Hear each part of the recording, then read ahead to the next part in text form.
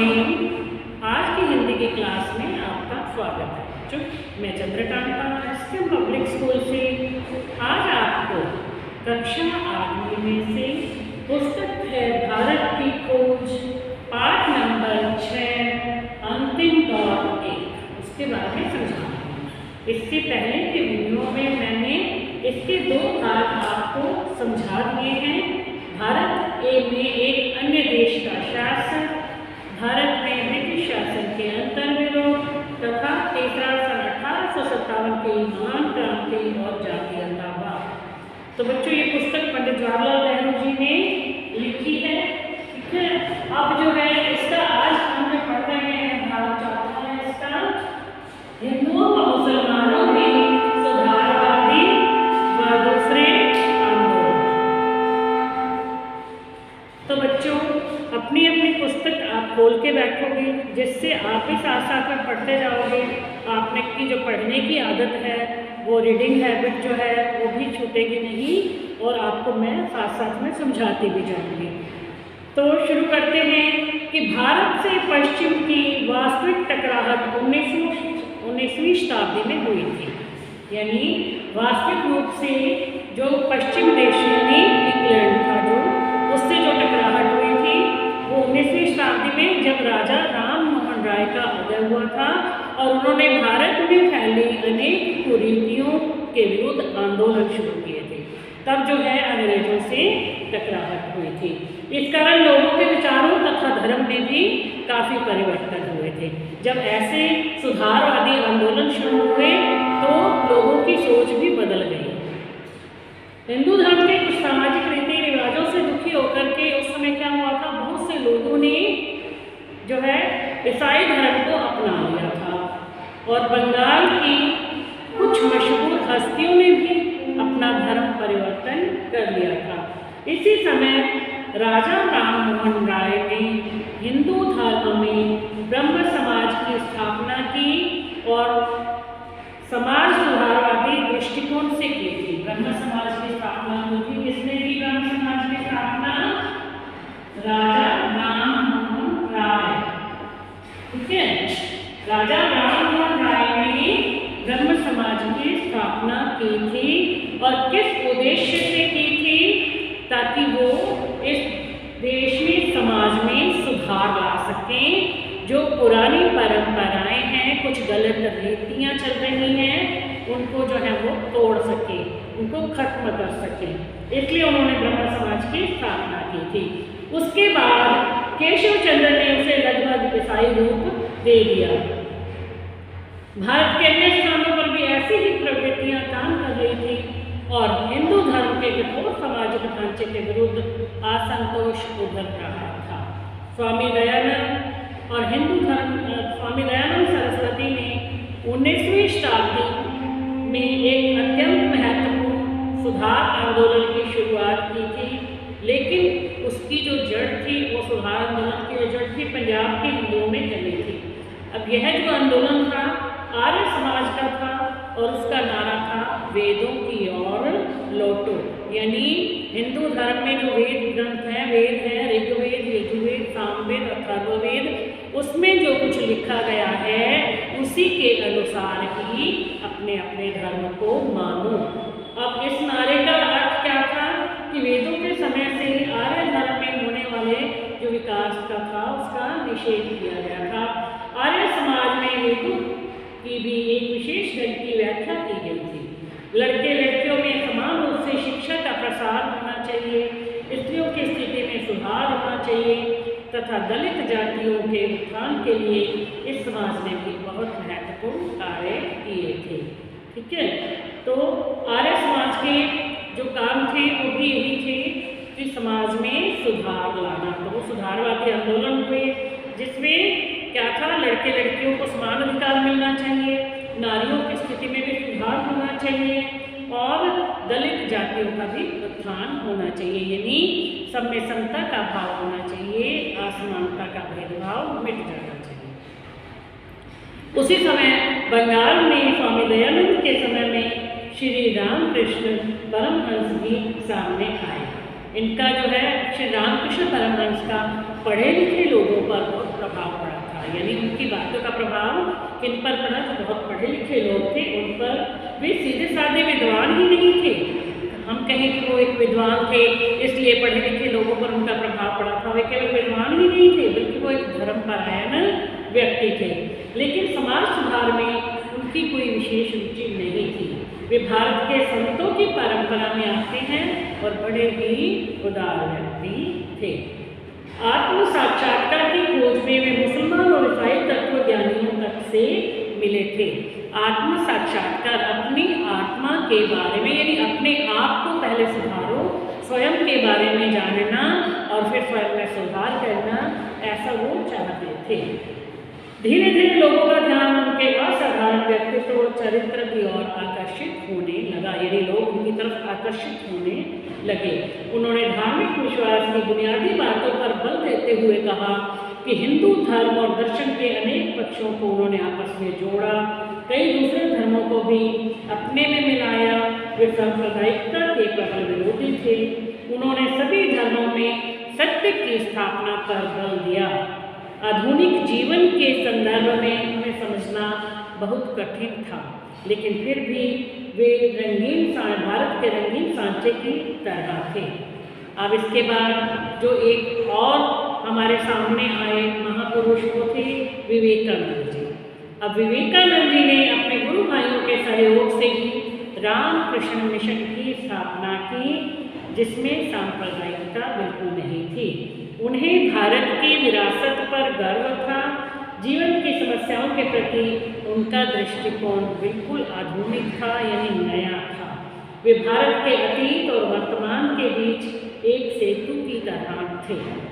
वे बंगला तथा अंग्रेजी के अच्छे वक्ता थे, यानी बंगला भाषा भी अच्छी बोलते थे और अंग्रेजी बहुत अच्छी बोलते थे। साथ ही बंगला गद्य तथा ललित कविता के अच्छे लेखक भी थे, वो लिखते भी बहुत अच्छा थे। इनका व्यक्तित्व रौदीला, शालीन और गरिमावान था। इन्हें अपने पर पूर्ण विश्वास था। वही उनमें भारत को जो आगे बढ़ाने की बड़ी लगन थी। उदास पतित हिंदू मानस के लिए वे एक संजीवनी की तरह प्रकट हुए थे, यानी भारत को आगे बढ़ाना चाहते थे, आगे ले जाना चाहते थे, ताकि लोग जो है वो आगे बढ़ सकें, तरक्की करें, प्रगति करें। 1893 में शिकागो में अंतर्राष्ट्रीय धर्म सम्मेलन में स्वामी विवेकानंद जी ने भाग लिया था। उन्होंने अमेरिका, यूरोप, कुस्तुनतुनिया, मिस्र, चीन आदि देशों का भी भ्रमण किया था, यानी इन देशों में भी गए थे। जो एक बार में देख लेता था उसके लिए उनके संदेशों को भूलना बड़ा मुश्किल हो जाता था। वो जो भी संदेश देते थे लोग जो है अंतरात्मा से उसे स्वीकार कर लेते थे और फिर उसे वो कभी भूलते नहीं थे। उन पर पश्चिमी देशों की यात्रा का ऐसा असर हुआ कि वे भी अंग्रेजों की लगन, जीवंतता और संभाव के प्रशंसक हो गए, लेकिन उनके धर्म से वे प्रभावित नहीं हुए। वैसे तो अंग्रेजों ने यहाँ जो काम करे थे तो वो मतलब अपनी तरफ से उन्होंने बहुत अच्छे काम किए थे, लेकिन हमें गुलाम बना लिया था, हमारे देश पर कब्जा कर लिया था, तो इसलिए वो हमारे लिए अच्छे नहीं थे। लेकिन वो काम जो करते थे वो बहुत अच्छे करते थे। इससे जो विवेकानंद जी भी प्रभावित हुए, लेकिन उनके धर्म से वो बिल्कुल प्रभावित नहीं हुए थे। भारतीय दर्शन और अध्यात्म में उनकी गहरी आस्था थी। उन्होंने वेदांत के, अद्वैत दर्शन के एकेश्वरवाद का उपदेश दिया। एकेश्वरवाद यानी एक प्लस ईश्वर, ईश्वर एक है, उसके नाम अलग अलग हैं, इसलिए सभी व्यक्तियों को ईश्वर के नाम के अनुसार अपने अपने धर्म को नहीं मानना चाहिए और धर्म के आधार पर आपसी लड़ाई झगड़े दंगे फसाद नहीं करने चाहिए। इनके अनुसार विचारशील मानवता के भविष्य के लिए वही एकमात्र धर्म हो सकता है। वर्ण व्यवस्था को वे धर्म से अलग मानते थे। विवेकानंद ने कर्मकांड के व्यर्थ तत्वों संबंधी विवेचनों और तत्वों की अत्यधिक बुराई की, खासकर उच्च जाति व छुआछूत की। वे कर्मकांड को बिल्कुल व्यर्थ मानते थे और इसका विरोध करते थे कि कोई व्यक्ति उच्च जाति का है या किसी को अछूत मानते हुए हम उसे जो है उसके साथ खड़े होना, बातचीत करना, उसके साथ खाना पीना, उसके साथ बैठना उठना पसंद नहीं करते हैं।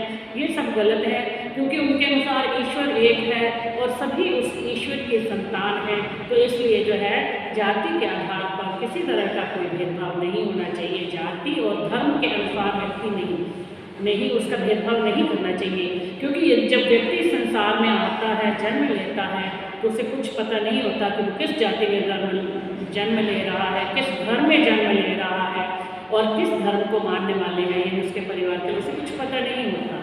लेकिन बाद में धीरे धीरे जो है वो जिस परिवार में जन्म लेता है, उसका धर्म क्या है, उसकी जाति क्या है, उसका कुल क्या है, तब उसके बारे में उसे पता चलता है। लेकिन उसमें उस बच्चे का कोई कसूर नहीं होता है, तो इसलिए जो है ये भेदभाव नहीं होना चाहिए।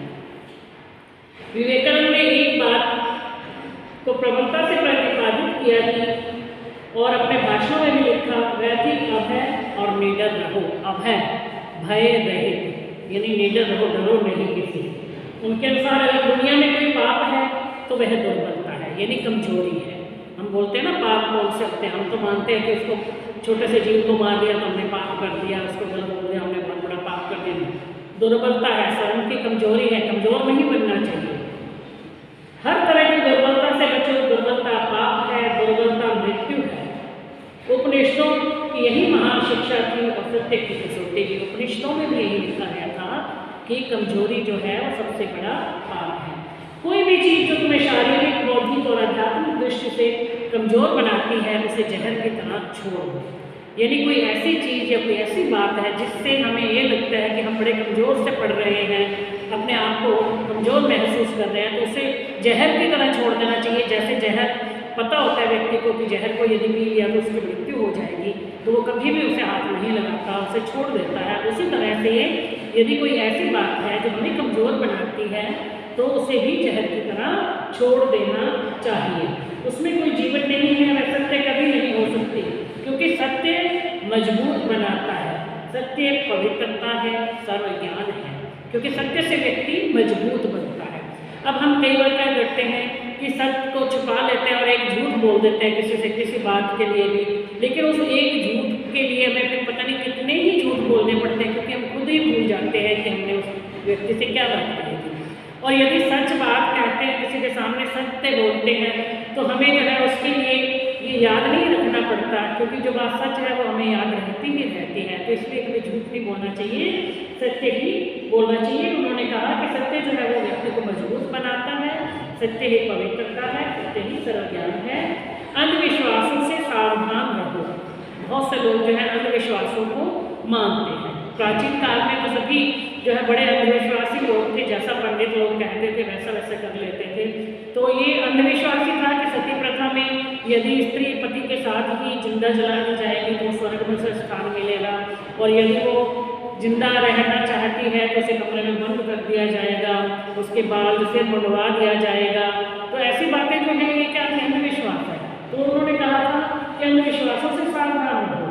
मैं तुम्हें अंधविश्वासी मूर्ख कहने की अपेक्षा कट्टर नास्तिक कहना पसंद करूँगा। भी अंधविश्वास में तुम खुद को मूर्ख बन जाते हो, इसके अपेक्षा तो नास्तिक बने रहो। ठीक है, भी भगवान को नहीं मानते, लेकिन हम इन अंधविश्वासों में भी विश्वास नहीं करते, क्योंकि नास्तिक सजीव होता है, उसे आप उसे कुछ बना सकते हैं, लेकिन अगर अंधविश्वास घर कर ले तो दिमाग गायब हो जाता है, बुद्धि क्षीण होने लगती है। यदि हम किसी अंधविश्वास में पड़ जाते हैं तो हमारा दिमाग काम करना बंद कर देता है, बुद्धि हमारी यानी सोचने समझने की शक्ति कमज़ोर हो जाती है और जीवन का पतन होने लगता है। इसलिए उन्होंने भारत के दक्षिण छोर में कन्याकुमारी से लेकर हिमालय तक अपने विचारों की गर्जना की, यानी अपने विचार रखे। और इस प्रक्रिया के दौरान सन 1902 में 39 वर्ष की आयु में उनकी मृत्यु हो गई, यानी बहुत कम उम्र में, सिर्फ 39 साल की उम्र थी और वो मृत्यु को भी प्राप्त हो गए थे। और विवेकानंद के ही समकालीन थे रविंद्रनाथ टैगोर, उनके साथ ही थे। ठीक है, रविंद्रनाथ टैगोर, उन्होंने 19वीं शताब्दी में बंगाल के विभिन्न सुधारवादी आंदोलनों में बढ़ चढ़ करके हिस्सा लिया था। उनके परिवार के ज़्यादातर लोग जो थे वो पढ़े लिखे थे और श्रेष्ठ लेखक थे और कलाकार थे। रविंद्रनाथ का स्थान सबसे ऊंचा था, पूरे भारत में कोई भी उनकी बराबरी नहीं कर सकता था। रविंद्रनाथ टैगोर राजनीतिज्ञ नहीं थे, मतलब राजनीति के बारे में नहीं जानते थे, किंतु वे इतने संवेदनशील तथा भारतीय जनता के स्वाधीनता के प्रति इतने समर्पित थे कि वे कोई भी बुराई बर्दाश्त नहीं कर सकते थे। यदि कहीं पे कोई बुराई देखते थे तो वे इसे बर्दाश्त नहीं कर पाते थे और ब्रिटिश सरकार या अपने लोगों को चेतावनी दे देती थी। बंगाल में पहले स्वदेशी आंदोलन में उन्होंने हिस्सा लिया और अमृतसर के हत्याकांड के समय उन्हें सर का खिताब भी लौटा दिया। उन्हें जो एक खिताब दिया गया था वो उन्होंने लौटा दिया था, क्योंकि वो अपने देश को स्वयं अपने देश के प्रति समर्पित करते थे। शिक्षा के लिए उन्होंने जो रचनात्मक कार्य चुपचाप शुरू किए थे उसने शांति निकेतन को भारतीय संस्कृति का मुख्य बिंदु बना दिया था। शांति निकेतन में यानी वो शिक्षा का जो है प्रसार करते थे और वो जो है मुख्य बिंदु बन गया था। भारतीय संस्कृति जो है वो लोगों में भारतीय संस्कृति के बारे में अपने विचार प्रस्तुत करते थे, लोगों को भारतीय सभ्यता और संस्कृति से परिचित करवाते थे। वे धार्मिक ग्रंथों के भी ज्ञानी थे। टैगोर ने भारत की सेवा महात्मा गांधी की तरह ही की थी। जैसे गांधी जी ने स्वयं को देश के प्रति समर्पित कर दिया था, उसी तरह से रविंद्रनाथ टैगोर जी ने भी स्वयं को देश के प्रति समर्पित कर दिया। उन्होंने लोगों को अपने विचारों के संकीर्ण घेरे से बाहर आने के लिए उत्साहित किया। टैगोर को भारत का सबसे बड़ा मानवतावादी माना जाता है।